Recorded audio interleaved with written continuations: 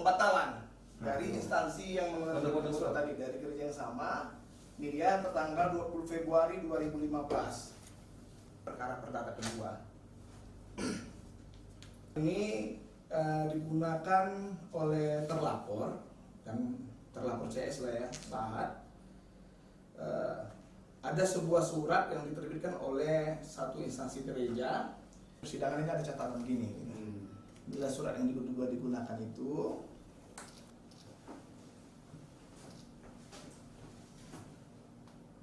pertama ya, tanggal 20 Februari 2015. Selanjutnya ada surat pencabutan setelah dibatalkan dicabutlah oleh pihak yang sama surat tersebut tertanggal 21 September 2016. Ini tahunnya berbeda nih. Pembatalan di tahun 2015 bulan Februari, pencabutan surat tersebut di September 2016. Ini dia. Kawan-kawan. Oke. Kedua surat ini kita terima tidak sesuai dengan penanggalan. Berdasarkan informasi yang kami terima dari klien kita itu diterima sekitar bulan Oktober tahun 2016, yang mana proses perdata pertama kali itu dalam proses kasasi terkait mengenai sah atau tidaknya perkawinan tersebut. Saya Daud Pasaribu bersama rekan kuasa hukum dari Rayanto Tampu Bolon ingin menyampaikan klarifikasi ataupun konfirmasi terkait pemberitaan yang kita baca ataupun beredar dalam 24 jam ini. Ya, kami melihat mungkin pemberitaan itu ya perlu disikapi segera karena mungkin ada hal-hal yang harus kita luruskan. Pertama yang perlu kami sampaikan bahwa orang tua klien kami, Bapak Ray Firman Tampu Bolon tersebut meninggal pada tahun 2014. Jadi setelah meninggalnya beliau, ya ada persoalan yang muncul nih, persoalan keluarga sebenarnya. Yang kami harapkan memang sejak awal persoalannya harus diselesaikan dengan secara kekeluargaan. Dari pihak terlapor, ini Pak Sahat ya, pihak terlapor dengan saudara-saudarinya, ya mereka mengajukan atau membuat sebuah surat yang diterbitkan oleh gereja di Asahan, Resort Labuan Ruku, Sumatera Utara. Jadi surat tersebut di dalamnya berisi surat keterangan telah menerima pemberkatan.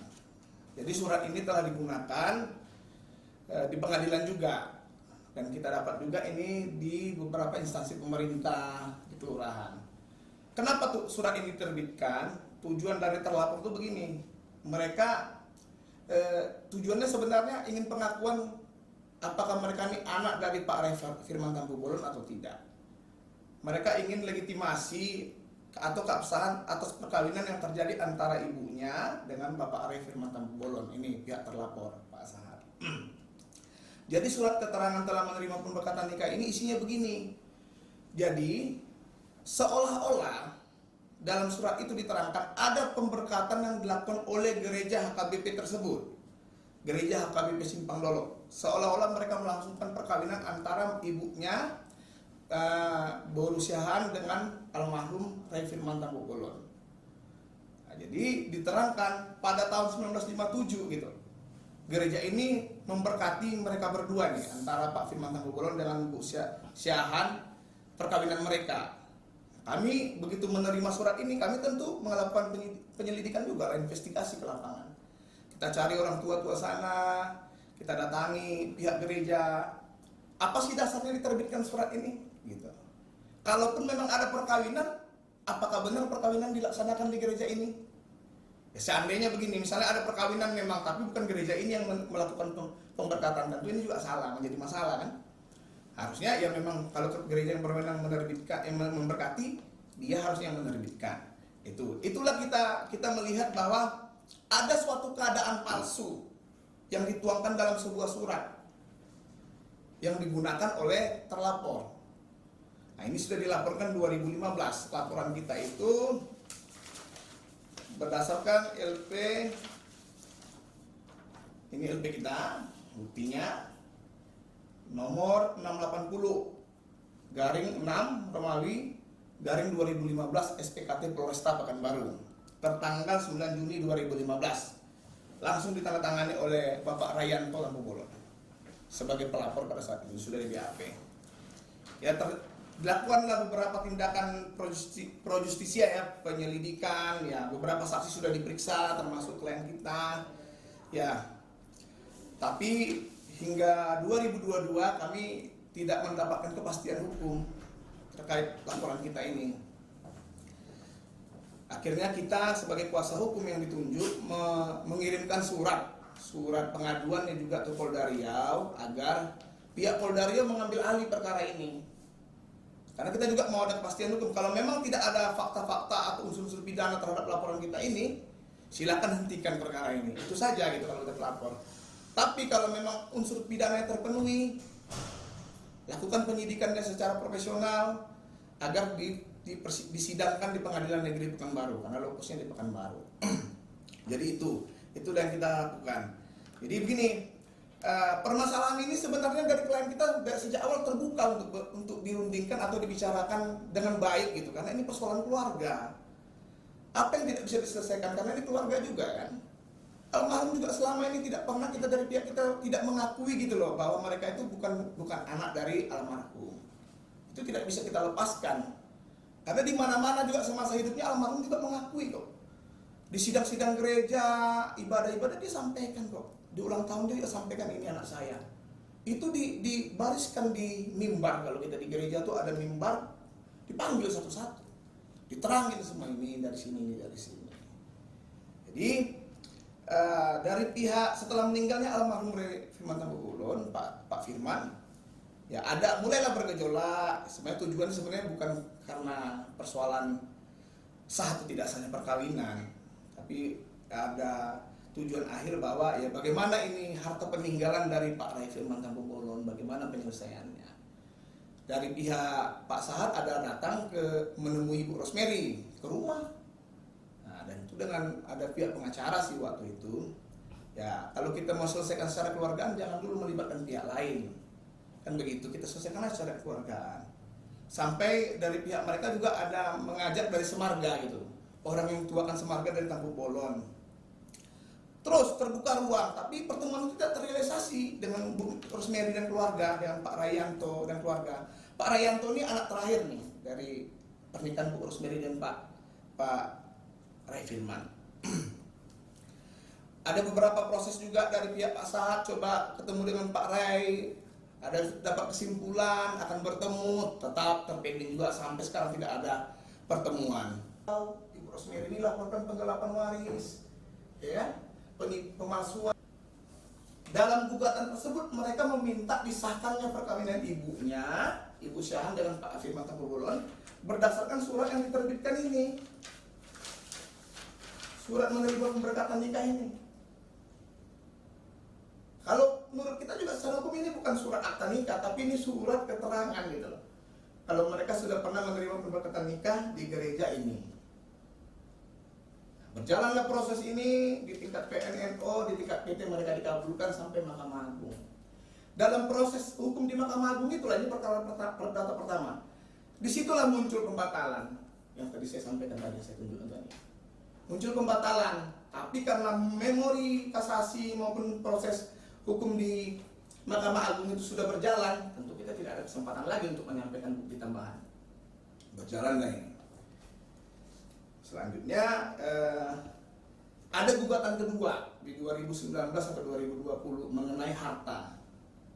Nah, putusan pertama dinyatakan nih bahwa sah ini, meskipun pembatalan itu belum sempat disampaikan sebagai bukti tambahan dalam perkara pertama. Nah, dalam sidang-sidang itu sampai Mahkamah Agung menolak gugatan mereka. NO lah, ada cacat formil kalau menurut hukum acara. Tapi Mahkamah Agung dalam pertimbangannya menyatakan bahwa pertimbangan pengadilan tinggi itu sudah benar. Meskipun putusannya diperbaiki di Mahkamah Agung bahwa mereka menolak upaya hukum dari pihak Sahat. Putusan PT menyatakan bahwa semua ini adalah ahli waris. dan seluruh harta bendanya almarhum dimasukkan dalam budel waris. Mungkin mereka keberatan, diajukanlah kasasi tapi ditolak ataupun tidak dapat diterima permohonan kasasi mereka. Ini adalah Bu Rosemary, bukan Pak Rayanto Tangkubolon. Karena saya pada saat itu bukan kuasa hukumnya, tapi saya melihat tekanan dari laporan itu adalah membuat surat palsu. Siapa yang membuat dan menerbitkan surat tersebut? Kalaupun ada pengembangan penggunaannya, itu kan kewenangan domainnya kepolisian, pengembangan atas laporan kita. Nah, berdasarkan informasi, statusnya sebenarnya sudah masuk sidik dan ada penetapan tersangka. Nah, hanya di kejaksaan mengembalikan berkas itu sampai 4 kali. Nah, kenapa di SP3 kan? Berdasarkan peraturan Mahkamah Agung, peraturan bersama juga, apabila koordinasi berkas antara kepolisian dengan kejaksaan dan kejaksaan sudah mengembalikan berkas itu 3 sampai 4 kali, maka perkara itu tidak layak untuk disidangkan. Tidak ada hubungannya dengan perkara yang saya laporkan yang dilaporkan klien kita di Polresta. Itu berdiri sendiri. Pelapornya juga berbeda, meskipun memang substansinya serupa tapi tak sama. Tetap mengenai surat ini. Kalau saya melihat itu terkait locus delicti ya. Kalau misalnya kita melaporkan seseorang terkait membuat, tentu lokusnya di mana gitu loh. Ditandatangani di mana? Karena ini diterbitkan di Labuan Ruku, Simpang Dolok, dan ini masuk wilayahnya Poldasu, ya wajar ini dilaporkan di Poldasu langsung. Tapi kan laporan kita mengenai menggunakan surat palsunya itu kita laporkan di Polresta Pekanbaru karena dia digunakan dalam wilayah hukum Polresta Pekanbaru.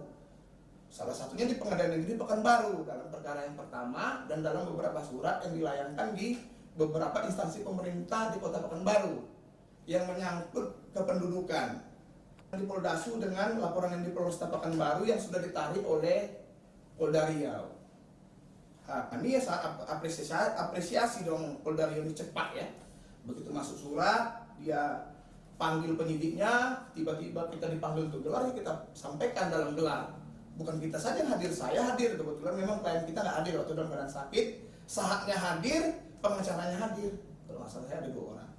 Kita gelar kok, saling sampaikan argumentasi terus masing-masing. Kita buktikan, kita sampaikan kok. Dalam sidang kedua yang masalah harta itu mereka tetap gunakan surat ini.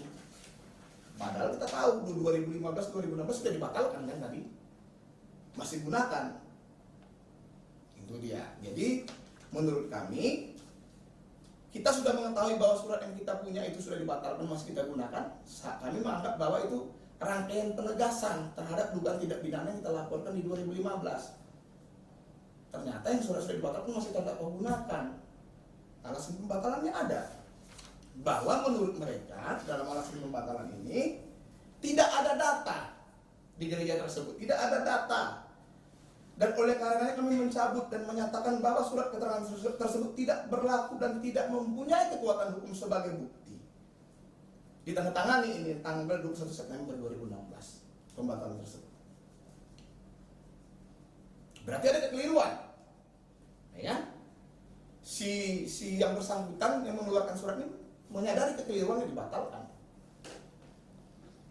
Saya tidak mau berasumsi lain apakah mungkin ini SP3 karena dia sudah menyadari kekeliruan yang dibatalkan, bisa saja kan. Tetapi masih tetap juga digunakan.